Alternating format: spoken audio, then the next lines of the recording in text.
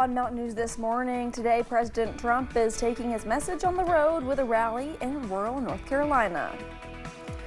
And U.S. health officials are proposing new restrictions that would effectively ban gender-affirming care for minors. Dedicated to Eastern and Southern Kentucky, this is WYMT Mountain News This Morning. Good morning, I'm Caroline Mueller. Today's date is Friday, February 19th, and the time is now 6 a.m. Let's check in with meteorologist Megan Desmond for a look at your forecast this morning. Megan, it felt pretty good outside yesterday, and also again, even after that rain, it was not horrible leaving the house this morning. No, it wasn't. Unfortunately, those temperatures will continue to get a little bit chillier over the next couple of hours, but today's cooler temperatures will be survivable once you realize that tomorrow will be significantly warmer. So let's kind of break that down. Right now, those temperatures are in a mixture of the 30s and 40s. We're looking at the colder temperatures to more of our western counties as we are seeing impacts from that cold front already seeping through. Now, we will see those temperatures dropping down until about 11 o'clock this morning, and then we'll have a secondary high temperature around 4 p.m. But in terms of what we're looking at right now on satellite radar, really just a mixture of rain, wintry mix, and a little bit of some flurry chances for our far northern counties as the system does finally come to a close. But by 11 o'clock this morning, we will also be nice and clear, looking at sunny skies for the remainder of the day. Caroline. Thank you, Megan. 7 people, including a former NASCAR driver, are dead after the crash of a private plane in North Carolina. Surveillance video captured the fiery crash as the plane burst into flames while trying to land at Statesville Regional Airport. Killed in the crash were NASCAR star Greg Biffle, his wife Christina, and his 2 children. Biffle competed full-time in the NASCAR Cup Series from 2003 to 2016.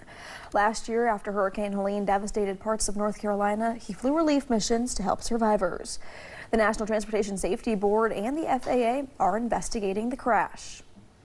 We got a report of a corporate jet that crashed off the end of the runway on the east end. When actually I came out, it was already fully involved. We've had multiple agencies, as we said, come. The FAA arrived about 12 o'clock today. They're taking over the scene. They're taking over the investigation. Greg Biffle won more than 50 races across NASCAR's 3 circuits, including 19 at the Cup Series level. He also won the Truck Series Championship in 2000 and the Xfinity Series title in 2002.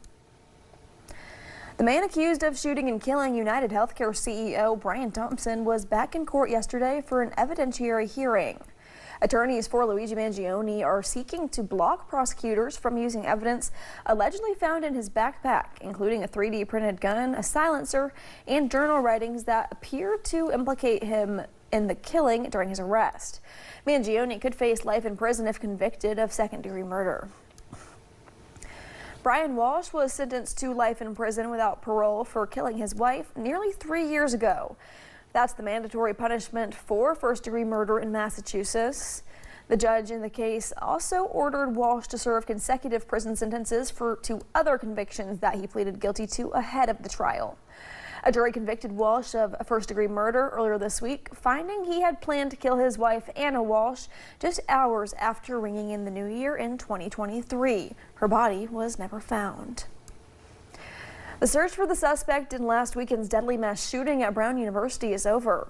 The alleged shooter, identified as Claudio Manuel Neves Valente, a 48-year-old Portuguese national living in the U.S. legally, police say he was found dead in a New Hampshire rental storage unit of an apparent suicide. Investigators believe the 48-year-old suspect was also responsible for the shooting death of an MIT professor earlier this week. Our work is not done. There are many questions that need to be answered. There's a sense of relief in the community. Overnight, President Trump said he was pausing the visa program through which the suspected shooter entered the United States. Under a law passed by Congress and signed by President Trump, the Justice Department has today to release its files on the Jeffrey Epstein case. Yesterday, House Democrats released more photos from the estate of the convicted sex offender. They include images of Epstein appearing to write on young women or girls. Today, President Trump is taking his message on the road with a rally in rural North Carolina. This comes after major headlines out of Washington, including renaming the Kennedy Center and reclassifying marijuana. CBS's Jared Hill has the latest. From the White House, a step toward easing marijuana restrictions. For decades, this action has been requested by American patients suffering from extreme pain. The president signed an executive order speeding up the process of reclassifying marijuana from a Schedule I drug like heroin to Schedule III. Possession and recreational use still federally illegal, but the change would allow for more medicinal research. Right now, there are very few manufacturers that hold a Schedule I license that can make the product, that can make marijuana to give to us so we can study it. Unrelated, President Trump Thursday said he was surprised to learn the board of D.C.'s John F. Kennedy Center for the Performing Arts had unanimously voted to add his name to the title.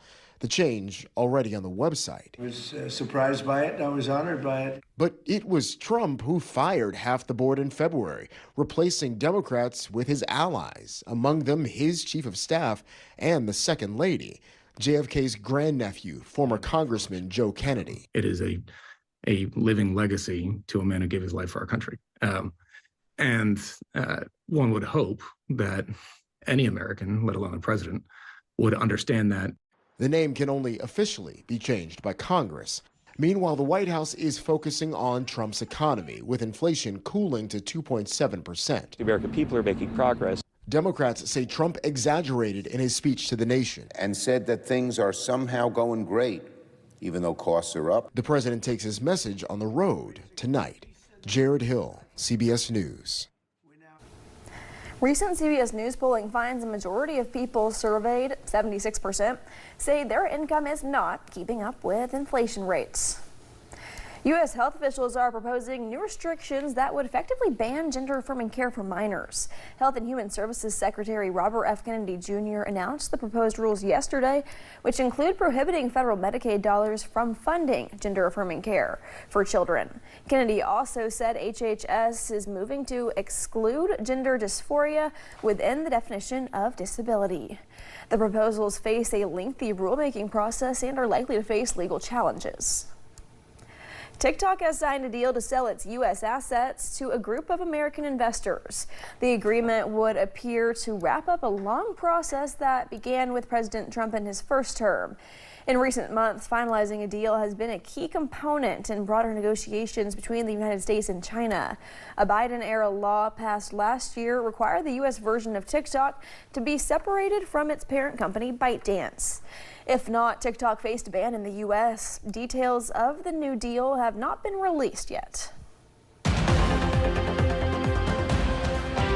And we're still watching as some lingering rain moves through eastern Kentucky. And as we're heading into a little bit of the eastern portion of that line, we're still watching some elevated wind gusts. So keep that in mind as we're going through the next couple of hours. But what you'll also notice is a wintry mix is also popping into that forecast as temperatures drop near or below freezing for some folks this morning. In fact, as we're looking at those current temperatures, you can almost see that line where the colder temperatures are to the west and the warmer temperatures are to the east. Even looking at 45 degrees right now in Whitesburg, Pikeville, and Prestonsburg.